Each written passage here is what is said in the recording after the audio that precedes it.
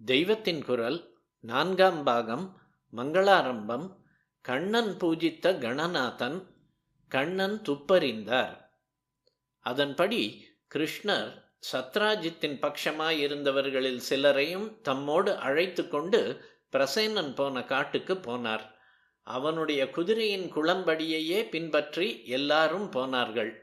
ரொம்ப தூரம் போனதும் ஒரு இடத்துக்கு மேலே அடிச்சுவடு போகவில்லை. அந்த இடத்தில் ஒரே இரத்தக்கரையாக இருந்தது. கொஞ்சம் எலும்பு துண்டுகளும் கிடந்தன. மனுஷ்ய அவயவங்கள், குதிரையின் அவயவங்கள் ஆகிய இரண்டிற்குமான அஸ்திகளாக அவை இருந்தன. பிரசேனன் உடுத்தி கொண்டிருந்த வஸ்திரத்தின் கிழிசல், அவனுடைய ஆபரண துண்டுகள், குதிரையின் லகான், சேணம் முதலானதுகளின் அறுதல்கள் எல்லாம் சிதறுண்டு கிடந்தன. இந்த தடயங்களிலிருந்து ஒரு துஷ்ட மிருகம்தான் பிரசேனன், அவனுடைய குதிரை ஆகிய 2 பேரையுமே அடித்து போட்டிருக்கிறது என்று எல்லாருக்கும் தெரிந்துவிட்டது. மனுஷர்களை வைத்து பகவான் அடித்து போட்டிருந்தால் இப்படி ஏதோ கொஞ்சம் அஸ்தி இருந்த மாதிரி இல்லாமல் அழுகிப்போன முழு உடம்புகளும் அல்லவா இருந்திருக்கும். ஆனால் இதை எப்படி கன்க்ளூசிவ் ப்ரூஃப், தீர்மானமான நிரூபணம் என்று சொல்வது? முதலில் மனுஷர்கள் அடித்து போட்டுவிட்டு அப்புறம் அந்த மிருக சரீரங்களை புலி, சிங்கம் எதுவாவது தின்றிருக்கவும் கூடுமல்லவா? இப்படி கூட போனவர்களின் சந்தேக மனஸ் நினைத்தது. அதோடு கூட மற்ற ஆபரணங்கள் உடைந்து கிடைந்து காணப்பட்டாலும் முக்கியமான செமந்தகத்தை காணோமே. இது சந்தேகத்துக்கு பலம் கொடுத்தது. இந்த சமயத்தில் நல்ல வேளையாக பகவான் அங்கே சிங்கம் வந்துவிட்டு போன அடையாளங்கள் பதிந்திருப்பதை கவனித்தார். அந்த வழியில் போகலாம், எங்கு கொண்டு போய் விடுகிறது பார்ப்போம், அதிலிருந்து மேலும் க்ளூ கிடைக்கலாம் என்று மற்றவர்களையும் அழைத்து கொண்டு சிம்மம் போன வழியிலே போனார். கொஞ்ச தூரம் போனதும் சிங்கத்தின் பிரேதம் கிடைத்தது. நம் தேசத்து கரடி மாம்ச பட்சினி இல்லையோ? அதுவும் இல்லாமல் மாம்ச பட்சினிகள் கூட ஆடு, மாடு, மான், முயல் முதலான ஷாக்க பட்சினிகளைத்தான் தின்னுமே தவிர இன்னொரு மாம்ச பட்சினியை தின்னாது. சிங்கத்தின் உடம்பு கிடந்த இடத்திலேயே ஒரு கரடியின் காலடி பூமியில் அழுத்தமாக பதிந்திருந்தது. சிங்கம் முதலான மற்ற எந்த மிருகங்களையும் விட கரடிக்கு பாதம் பெருசு. அதோடு மற்ற எந்த மிருகம் மாதிரியும் இல்லாமல் கரடியும் மனுஷ்ய குரங்கும் மாத்திரம் 2 கால்களாலே மனுஷன் மாதிரி நிற்கக்கூடியவை அல்லவா? அதனாலே உடம்பு வெயிட் முழுக்க தாங்குகிற இரட்டை பாதத்தின் சுவடு பூமியில் நன்றாக பதிந்துவிடும். அதிலேயும் மகாபலசாலியான ஜாம்பவானுடைய உடம்பு என்றால் கேட்பானேன்? அதனாலே அதற்கப்புறம் சுலபமாக கரடியின் சுவட்டை பின்பற்றி கொண்டே பகவானும் மற்ற ஜனங்களும் போனார்கள். அது ஒரு குகை வாசலில் கொண்டு விட்டது. குகை பாட்டுக்கு ஒரே இருட்டாக எங்கே முடிகிறதென்றே தெரியாமல் நீளக்க போய்கொண்டே இருந்தது. அதிலே போவதற்கே மற்ற ஜனங்களுக்கு பயமாயிருந்தது. அவர்கள் ஏற்கனவே அவரை சந்தேகித்தவர்கள் வேறு ஆயிற்றே. அதனால் என்ன நாடகமோ நடித்து கடைசியில் நம்மை குகையிலே தள்ளி ஆபத்துக்கு ஆளாக்கிவிடப் போகிறானே என்று நினைத்தார்கள். கிருஷ்ணரின் சுவாவமோ என்றால் பிரத்தியாரை ஆபத்துக்கு காட்டிக் கொடுக்காமல் தாமே அதை ஏற்றுக்கொள்வதுதான். ஆபத் பாந்தவனாகவே இருப்பவர் அவர். அதனாலே கூட வந்தவர்களை குகைக்கு வெளியிலே இருக்கும்படி சொல்லிவிட்டு அவர் மட்டும் அதற்குள்ளே போனார்.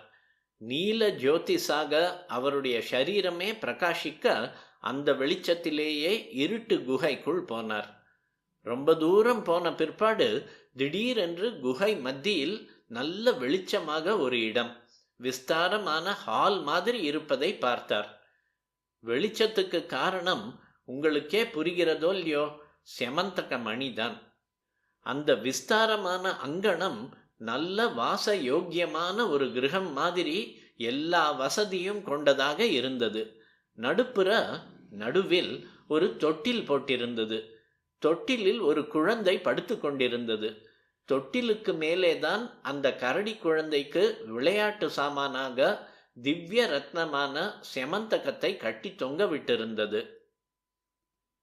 இதெல்லாம் கண்ணுக்கு தெரிவதற்கு முந்தியே ஏதோ ஒரு வெளிச்சம் மட்டும் பகவானுக்கு தெரிந்தது. மதுரமான பாட்டு சப்தமும் மெதுவாக அவர் காதில் கேட்டது. இப்போது கிட்டே போனதில் நன்றாகவே பாட்டு கேட்டது. சௌந்தர்யவதியான ஒரு கன்னிகை தொட்டிலை ஆட்டிக்கொண்டே பாடிக்கொண்டிருந்தாள். ராமாயண பாகவதாதிகளில் சொல்லியிருக்கும் ருக்ஷ கரடி வானரங்கள் மனுஷ்யாள் மாதிரியே பேசி பாடிய உயிரினங்களாக தெரிகின்றன. அதுகளில் சில பேரை, முக்கியமாக ஸ்திரீகளை, ரொம்பவும் அழகாக இருந்ததாக வர்ணித்திருப்பதிலிருந்து பார்வைக்கு கூட மனுஷ இனம் மாதிரியும் அவற்றில் சில இருந்திருப்பதாக தெரிகிறது. பூர்ண மனுஷ ஜாதியும் அதற்கு இவால்வ் ஆகி கொண்டிருந்த, பரிணமித்து கொண்டிருந்த இனங்களும் சேர்ந்து இருந்த காலமாய் இருக்கலாம் என்று டார்வின் கொள்கைக்காரர்கள் சொல்லக்கூடும். அவள் பாடினது ஏற்கனவே இருந்த தாலாட்டு இல்லை. அவளே இட்டுக்கட்டி பாடிக்கொண்டிருந்தாள்.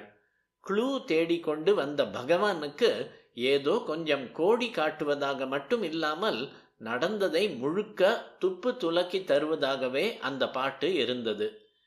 எனக்கு பாடத் தெரியாது. குறிப்பு: இது ஸ்ரீசரணர்கள் அடக்கமாகவும் ஹாஸ்யமாகவும் கூறியது. அவர்கள் இசைக்கலையிலும் வல்லுநர்கள்தாம்.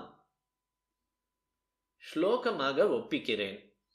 சிம்ஹः பிரசேனம் அவதீத் சிம்ஹோ ஜாம்பவதா ஹதः சுகுமாரக மாரோதீஹி தவ ஹ்யேஷ செமந்தகः.